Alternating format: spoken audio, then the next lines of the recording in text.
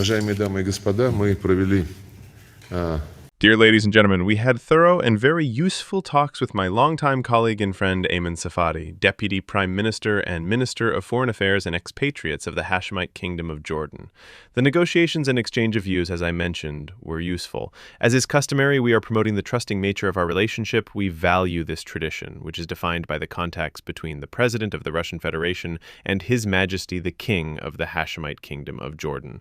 At the level of our foreign ministries, both at the ministerial level and at the level of our deputies and department directors, we strive to actively promote this trusting, mutually beneficial approach and look for opportunities to support each other and coordinate our actions in various international forums, primarily at the United Nations. We noted the high dynamics of our political dialogue. We hope that His Majesty the King of Jordan will be able to participate in the upcoming first Russia-Arab Summit in October, which will create an additional opportunity for another meeting with President Putin. We want our cooperation in the trade and economic sphere to develop steadily. There is progress, and growth trends are clearly visible, but in absolute terms, of course, our mutual potential is far from fully realized. We agreed today to speed up the convening of the 7th meeting of the Russian-Jordanian Intergovernmental Commission on Trade, Economic, Scientific, and Technical Cooperation. We expect this meeting, which is to be held in Russia, to take place before the end of this year. We also share the opinion on the need to continue actively developing the humanitarian sphere, cultural contacts, and cooperation in education. We continue to allocate state scholarships to our Jordanian colleagues for training Jordanians in Russian universities. Currently, Jordanian nationals are studying in our country, and our artistic groups regularly visit Jordan, including groups from our Tchaikovsky Conservatory, the Bolshoi Theater, and others. In turn, Jordanian partners organize similar events in our country. I especially want to highlight the fact that Orthodox pilgrims from Russia are traditionally drawn to the holy sites located in the kingdom, primarily the site of the baptism of Jesus Christ on the Jordan River. Sporting ties are gaining additional momentum as a result of the recently reached agreement to hold a football match in Russia on September 4th between the national teams of our country and Jordan. Today we noted this event as an important one for developing people-to-people contacts. And just now, in your presence, we signed an intergovernmental agreement on the mutual abolition of visa requirements for all citizens of our countries. Its implementation will, of course, contribute to the growth of tourism and business ties between Russia and Jordan. We discussed in detail current international and regional issues. Priority attention was given to the situation in the Middle East, primarily the situation that has developed and continues to deteriorate in the Palestinian territories, in the Gaza Strip, and more recently on the west bank of the Jordan River. We, like our Jordanian friends, are seriously concerned about what is happening there. It is a clear humanitarian catastrophe. Russia strongly condemned the terrorist attack against Israel, which was carried out on October 7, 2023. But we, of course, believe that those responsible for organizing and carrying out this terrorist act must face the harshest punishment. However, we cannot accept collective punishment of all Palestinians as a response to the terrorist act that took place. I repeat, on October 7, 2023. As a result of the collective punishment of the residents of Gaza, and now also the residents of the west bank of the Jordan River, the delivery of humanitarian aid to these areas of Palestine is extremely difficult. The residents there are in desperate need of food, medicine, and other basic necessities. There is already data from UN staff working in the region showing that dozens of Palestinians, including many children, are dying of hunger. In this regard, we are, of course, interested, and discuss this in detail today, in restoring the functioning of the humanitarian mechanisms of the UN system in the region, removing all obstacles to the full operation of these structures in order to meet at least the minimum needs of all residents of Gaza and the west bank of the Jordan River who are in a disastrous situation. Russia regularly provides assistance to the Palestinians. The last shipment of 30,000 tons of wheat was sent in June of this year. We also feel, based on our own experience, how difficult it is to solve logistical problems now. Therefore, we see solving the humanitarian problems and preventing a humanitarian catastrophe as the most urgent priority step. The next steps must be measures to de-escalate the situation. We support the earliest possible resumption of negotiations between Palestinians and Israelis, both on resolving current issues, such as the declaration of a ceasefire, the release of hostages, and the release of Palestinians held in Israeli prisons. At the next stage, of course, a dialogue and negotiations are needed on the final status of the Palestinian territories, in accordance with the decisions unanimously adopted by the United Nations on the establishment of a Palestinian state. Decisions that have been sabotaged for decades, primarily by Western countries. We also discussed other regional matters, including the situation in Syria. This country is currently going through difficult times. We are interested in achieving lasting stabilization of the Syrian Arab Republic, ensuring its unity, territorial integrity, and sovereignty. In this regard, a dialogue between the authorities in Damascus and representatives of ethno-confessional minorities, including Kurds, Alawites, Druze, and other groups, will be of great importance. We also talked, as I said, about other international issues, including the situation in Lebanon, Iraq, and its surrounding region, and the situation regarding the Iranian nuclear program. All of this affects the overall situation in the region, which of course is far from stable. Together with our Jordanian colleagues, we will contribute to calming the situation and finding fair solutions that reflect a balance of interests of all states located here and all peoples living here, to the extent of our capabilities. We are grateful to our Jordanian colleagues for their objective, balanced position on the situation in Ukraine. We discussed this today as well. We see that in Amman, there is an understanding of the need for a political and diplomatic settlement, but there is also an understanding that this can only be achieved by eliminating the root causes of the conflict, namely that the West spent many years creating direct security threats to the Russian Federation on our borders through Ukraine and indulged the actions of the Kiev regime, which came to power as a result of a coup in 2014 and then sought to exterminate all Russian-speaking people in Ukraine. This regime also grossly violated both the UN Charter, which requires the protection of human rights, including linguistic and religious rights, and numerous conventions, as well as the Constitution of Ukraine itself. We informed our guests about the dialogue that has recently intensified between the leadership of Russia and the United States in the context of finding ways to facilitate a just settlement of the situation in and around Ukraine. Overall, our negotiations were very, very useful. I think we are both satisfied with the way we talked. We will now continue over a working breakfast. I thank my colleague and give him the floor. First of all, I would like to thank my friend Sergey Viktorovich Lavrov, Minister of Foreign Affairs of the Russian Federation, for the warm welcome and the useful talks we held today. They focus on strengthening bilateral relations and efforts to achieve stability in our region. We are continuing consistent work on strengthening our friendly relations, the tone of which is set by our leaders, the King of Jordan and the President of the Russian Federation. We have achieved significant progress in culture and the economy. We also hope that the Intergovernmental Commission will play its role in developing paths to further intensify cooperation in these areas. Today's agreement on the abolition of visa requirements will, of course, positively affect the improvement of our cooperation and the attraction of tourists to both countries.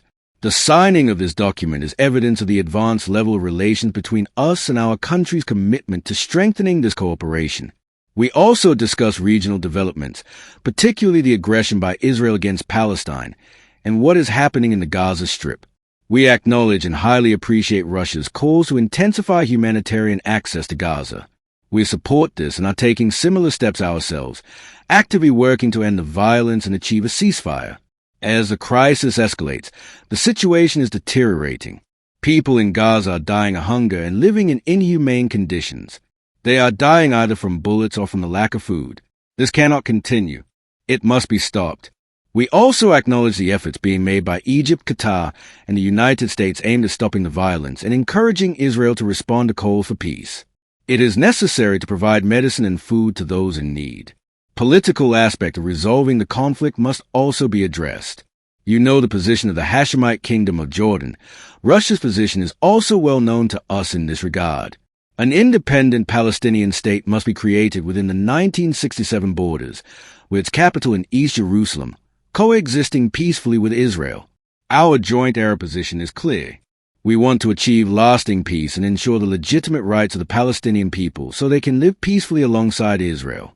At the same time, the Israeli Prime Minister Benjamin Netanyahu is currently pursuing a destructive plan. He is undermining all the necessary conditions. Hunger is being used as a tool to pressure the Palestinians. The situation on the West Bank is also grim. Settlement activity has intensified. Palestinians are being deprived of their land. These actions by Israel undermine the prospects for a two-state solution. This policy of the Israeli government, perhaps the most radical and extremist in its history, is causing suffering among Palestinians and violates all norms of international humanitarian law. This is also happening in Syria, whose territorial integrity and sovereignty we support. As we know, Israel has interfered in Syria's affairs and is actively destabilizing the situation in that country. Therefore, we must develop a joint Arab initiative to counter such practices and intentions by Israel. Something must be done to oppose this. If we don't act, violence and destruction will continue, and this could affect many other countries. Everything must be done to achieve peace and stability. We must support our joint Arab efforts aimed at this goal. They are in line with internationally accepted norms and previously adopted resolutions. We must also clearly express our position on Israel's actions in the region, not only in response to what Israel does, but also to what it says. Recently, we heard Netanyahu's statement about Greater Israel. These are very dangerous ideas. This project also affects the sovereignty of countries neighboring Israel. Such statements are unacceptable. They impact the interests of all the surrounding countries, including Jordan. In this context, Israel is striving for hegemony and attempting to strengthen its position using illegitimate means. We must urgently respond and put an end to such expansionist ambitions. We cannot accept the fact that Palestinian children are dying of hunger. Mothers cannot find food for their children. This is unthinkable in our time. I believe that the entire world bears part of the moral and humanitarian responsibility for what is happening in Gaza. It is in the interest of all countries to address this and put an end to it. The Palestinian people must be able to realize their legitimate right to establish an independent state that peacefully coexists with Israel on the basis of the two-state solution. We discussed Syria with the minister. Jordan supports the brotherly state of Syria. We support its territorial integrity, unity, stability, and sovereignty for the Syrian people as a whole. But what Israel is doing, the aggression we are witnessing on Syrian territory, unfortunately destabilizes the situation and affects the entire region. We must do everything possible to ensure a better future for the Syrian people, so the country can overcome the negative consequences of the past and ensure the rights of all Syrians without exception. We discussed other issues as well. We also welcome the meeting between Donald Trump and Vladimir Vladimirovich Putin. We hope that a diplomatic and political solution will be found to the crisis. We reaffirm that Jordan has always stood for achieving global stability and security through negotiations. We have strong partner relations with Russia. We aim to strengthen and develop our bilateral relations. We will continue to do so in the future. Therefore, we wish our Russian friends development, security, and stability. We believe this is extremely important and will help us, among other things, to develop our bilateral agenda. I thank Sergey Viktorovich for our friendship, for the fruitful cooperation, and we hope to continue it in the future. Thank you, dear ladies and gentlemen. We now move on to a series of questions. Please, RTTV channel, your question. Good afternoon, Maxim Altuyev, RT Today TV channel. I have two questions. The first question is for you, Sergey Viktorovich. According to President Trump, France, Germany, and Great Britain want to deploy their troops on the territory of Ukraine. He also does not exclude the possibility of Washington providing air support. How does Moscow view such a scenario?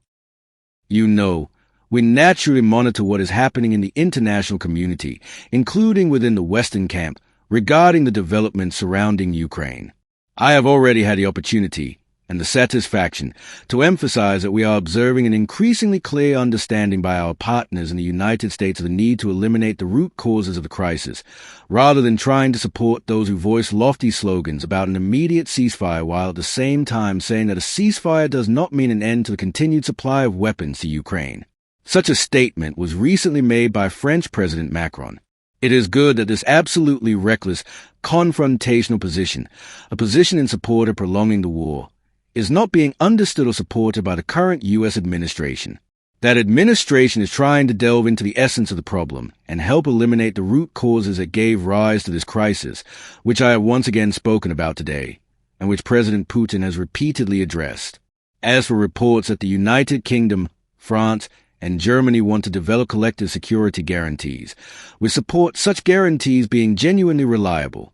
And here, we have a very good example, which, by the way, comes from an initiative of the Ukrainian side itself namely what took place in Istanbul in April 2022, when the Ukrainian negotiating team proposed a basic principle for ending hostilities and achieving a sustainable resolution. Among those principles was Ukraine's renunciation of joining NATO or any other military alliances, and confirmation of Ukraine's neutral and non-nuclear status. In this context, the Ukrainian side proposed, and our delegation at the time agreed, to develop security guarantees involving all permanent members of the UN Security Council, the Russian Federation, the People's Republic of China, the United States, France, and the United Kingdom, as well as certain other countries. Germany was mentioned, Turkey was mentioned, and other countries that may be interested in joining this group of security guarantors. In that context, the Ukrainian proposal clearly implied that these guarantees would be equal. The security of all interested parties, including Ukraine's neighbors, would be ensured on an equal, balanced, and indivisible basis. That approach, as I said, was supported by the Russian side at the time. In April 2022, we were ready. In fact, that document was initialed, and we were prepared, after that initialing, to sign an official agreement. But as is well known, the President has reminded of this many times. Boris Johnson, the then British Prime Minister, arrived and forbade his protégés in Kiev from signing anything. He demanded the continuation of hostilities. So, had it not been for that circumstance, I believe much could have already been accomplished in terms of achieving a sustainable settlement and securing the interest of all countries and peoples living in our shared geopolitical space. Therefore, we cannot agree with the notion that security issues, collective security, should now be decided without the participation of the Russian Federation. That will not work. We have explained many times that Russia does not overstate its interests, but we will firmly and resolutely defend our legitimate interests. And I am confident that the West, primarily the United States, fully understands that discussing security seriously without Russia is a utopia. It's a road to nowhere. And the second question for the minister. You just spoke about the Palestinian issue, about the need to counter Israel. We heard that yesterday Benjamin Netanyahu rejected the mediator's proposal to end the war in Gaza, while Hamas at the same time agreed. Do you think Israel will expand its military operation? What prospects do you see for the end of the war? How can such intentions of Israel be countered? Thank you very much. As already stated, the international community must understand that Israel must be confronted.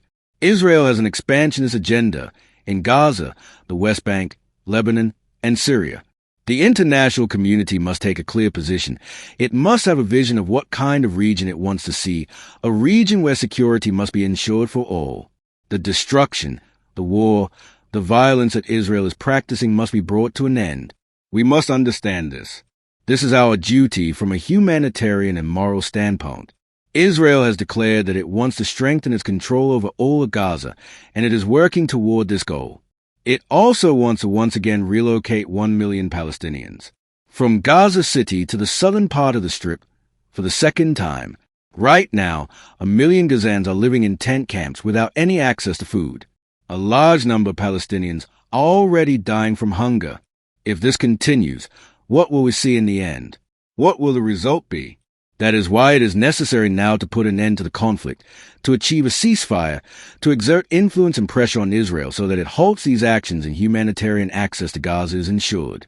This will also allow for the necessary political context to emerge, which will serve as a foundation for resuming negotiations. The world is now watching what is happening in Gaza, and the world should focus on ensuring that more and more people and media outlets show the true picture of what is happening in the enclave, the slaughter it is enduring. This must be shown to everyone. We must not ignore what is happening in the West Bank. We are seeing land confiscation, settlement activity, attacks on Palestinians, and desecration of holy sites, including, by the way, Christian ones. These are all attempts to change a historical status quo. This is happening everywhere, including at Christian holy places. I spoke to the minister about this. Currently, the Orthodox Church is also suffering in the West Bank. The Israelis are damaging it. Therefore, the project of the Israeli government is aimed at increasing destabilization and violence. This can only be countered by a joint Arab initiative, and we are working on that. And the second question for the minister. You just spoke about the Palestinian issue, about the need to counter Israel. We heard that yesterday Benjamin Netanyahu rejected the mediator's proposal to end the war in Gaza, while Hamas at the same time agreed. Do you think Israel will expand its military operation? What prospects do you see for the end of the war? How can such intentions of Israel be countered? Before evaluating them, we need to see them. So far, we only see a rather aggressive escalation of the situation, rather clumsy and, in general, such unethical attempts to change the position of the Trump administration and personally the U.S. president, as we observed during the Europeans' accompaniment of Mr. Zelensky to Washington. This Monday, we did not hear any constructive ideas from the mouths of the Europeans there.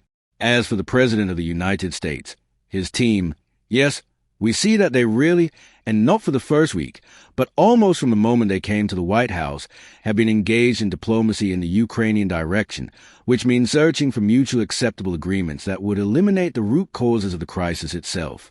This applies to any conflict situation and would guarantee the non-resumption of the conflict. And the Europeans so far are only trying to keep the United States, with less and less success, as a participant. Well, at least one providing weapons, so that Europe can continue to pump the Kiev regime with these weapons. Kaja Kallas. By the way, she is considered the chief diplomat in the European Union, the high representative for various foreign affairs. She said after the Washington meeting that the European Union would not trust any agreements with the Russian Federation. The European Union will therefore continue to support the armed forces of Ukraine, and the European Union will promote new sanctions against Russia, regardless of the agreements that it does not believe in.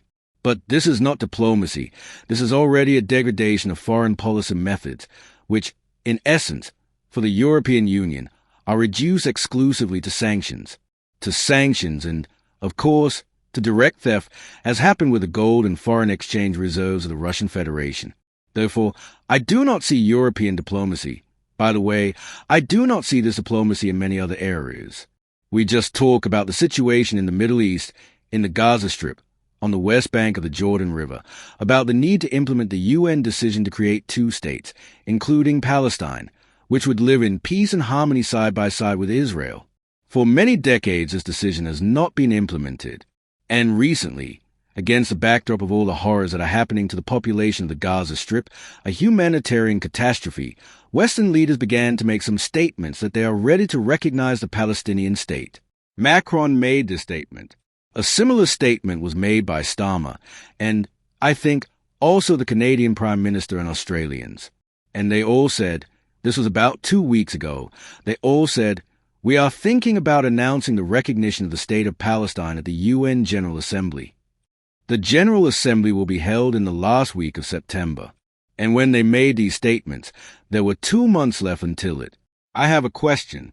If your diplomacy and your foreign policy have concluded that what is happening can no longer be tolerated, and that in order to stop all these humanitarian tragedies, it is necessary to recognize the Palestinian state, as the decisions of the United Nations have long required. Why wait 2 months?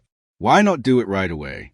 And I have a suspicion that all these beautiful statements that soon, in a couple of months, we will recognize the Palestinian state, are made, well, largely based on such a diplomatic hope that by the time it comes to fulfill this obligation to recognize Palestine, there will be nothing left to recognize. This is probably the meaning of the European Union's diplomacy in the Middle East. Well, on the Ukrainian one, I don't see it at all. A question for the minister. We also heard about negotiations on the Syrian dossier. At what stage are the negotiations on As-Suwaida? Is there an intention to open a checkpoint between Jordan and As-Suwaida in Syria? Thank you very much. First of all, I would like to thank you for the question, including for the first question, which also concerns the recognition of Palestine. There are positions of countries that say that it is necessary to adhere to a two-state solution. We welcome these positions and the decision of European countries to recognize Palestine. We believe, however, that these steps are positive, and they can also encourage other countries to do the same. The two-state solution is the only way to end the conflict. And, of course, within the framework of the solution, it is necessary to create an independent Palestinian state. Therefore, these countries have taken the right step. I hope that other states will follow this example. Nevertheless, this is a step in the right direction. I hope we will see more such steps. This is also a way to counter Israel. And France, other Western countries, as many as 125 countries in the General Assembly, have decided to recognize Palestine. This will support our aspirations in the context of a two-state solution. We hope that this will be realized, and then a Palestinian state will be created that exists in peace with Israel. And this scenario, its implementation, will help us achieve peace and security in the region and avoid violations of international law. Therefore, these practical steps, which we talked about, although they are to some extent small, they are something positive. We support them in any case. It is also necessary for Israel to understand what is being done and to take this fact into account. Thus, we will be able to avoid destabilization of the situation in the region as a whole. And as for your question about Syria, I want to note that Jordan fully supports the building of a new state in Syria, supports the Syrian people, the integrity and unity of the state's territories. We see that the success of Syria is a key to the success of the entire region. This is our interest, the interest of Jordan. This is our close neighbor, so we are helping it. As for As-Suwayda, from the very first day of the recent developments in Syria, we noted that we are ready to hold contacts and meetings, including in Jordan, to discuss the problem of As-Suwayda. We see that the Syrian government and the U.S., among others, are working to achieve a stable situation around As-Suwayda. It must be a part of the Syrian state, its integral part. And the people who live there, they are an integral part, including of Syrian society, and their rights must be respected. We hope that, in general, in our neighboring Syria, the rights of all subjects and citizens will be respected. And, of course, the recent tragic events have brought this issue into a new light. We hope that the Syrian government will do everything to avoid a recurrence of such things and will guarantee respect for the rights of all Syrians without exception. We are making active efforts on our part to resolve the situation, support Syria, and are working to maintain the ceasefire regime in As-Suwayda. And also for us, the red line is the interest of the brotherly Syrian people. We will not allow anyone to cross this line, and will help the Syrian people. Also, being part of a single Syrian state is the right of southern Syria, the right of As-Suwayda. Therefore, we will do everything on the part of the Hashemite kingdom of Jordan to guarantee security there. We know there is a problem. Weapons, drug trafficking, which also pass through the southern territories of Syria, also reached us. We are working on solving all these problems, but we also need to take into account the factor of Israel, which interferes in the affairs of Syria, negatively affects the internal situation, and destabilizes it. We must make Israel respect the sovereignty and territorial integrity of Syria, and not allow it to go deeper into Syria. And as has already been noted by the Syrian government, various Israeli concerns will be taken into account. The Syrian authorities do not pose a threat to neighboring Israel. It is also necessary to take steps that will respect the concerns of the Israelis. But the seizure of Syrian lands will not solve these problems and concerns. It will only lead to destabilization and anarchy. This must be stopped. Therefore, we hope that the Syrian government will also contact the countries of the region, the Americans, all our partners, in order to put an end to the tension in southern Syria, provide humanitarian access there, and for Syria from north to south, from west to east, to be a single integrated country, and the south, of course, of Syria, is its integral part. We will do everything to ensure the sovereignty and integrity of the state. We will support all the efforts of its government aimed at this. And as we have seen recently, the process to deal with the negative consequences of recent events is gaining momentum in Syria. A lot is being done to resolve the situation. This is, in fact, the basis that we adhere to and the basis that we use during our contact with the Syrians and during various negotiations that concern the situation in southern Syria. Good afternoon. Sada Khalif, Arabi TV. My question is for both ministers. Sergey Viktorovich spoke a lot today about the catastrophe, the humanitarian catastrophe in the Gaza Strip. The war in Gaza continues. Israel's aggression does not stop. Nevertheless, a new ceasefire initiative has been put forward by Egypt in cooperation with Qatar. And in this regard, my question is, what is your assessment of the possible success of the new initiative? And in what way and can Moscow and Amman play any role in supporting this initiative? And most importantly, in preventing its collapse, as happened with previous initiatives, especially given that we see there are disagreements between the U.S. and Israel on this initiative, among others, as well as objections from a number of Palestinian forces also in this context. Well, I think I'll start. I think we just talk about this in quite some detail. Secondly, this was the first question on this topic. You asked how to prevent the collapse of this initiative by Egypt and Qatar, but in my opinion, it has already failed, because Hamas has expressed its readiness to support it. Israel, as we heard just today, refused to do so, and what should Jordan, Russia, and other countries that genuinely want to sustainably resolve this problem, the Palestinian problem, in accordance with UN resolutions, do? We need to push for the urgent resumption of direct negotiations. We talk about this in the UN Security Council, at other forums, and at the General Assembly, and it is fundamentally important to talk about fulfilling what was agreed upon, the creation of a Palestinian state. Without this, it is very difficult to expect stability in the region. If a state is not created, the risk of a resumption of protests, including violent protests, up to and including armed struggle, will not disappear. We have to be honest about this. Also, the creation of a Palestinian state is an imperative, and we are now talking about the humanitarian catastrophe in the Gaza Strip. Egypt and Qatar came up with an initiative. Hamas agreed. Israel rejected this proposal. Now Netanyahu is working to seize the entire enclave. What can Moscow and Amman do, including as part of regional efforts, to end the conflict in Gaza and support the Palestinian people? And what can the world in general do to bring peace to Gaza? We see that Netanyahu is stubborn and does not want to agree. What to do? Mr. Minister Sergey Lavrov has already, frankly, answered this question. And I can only add that we support the efforts of our Arab friends, Egypt and Qatar, to work toward a ceasefire.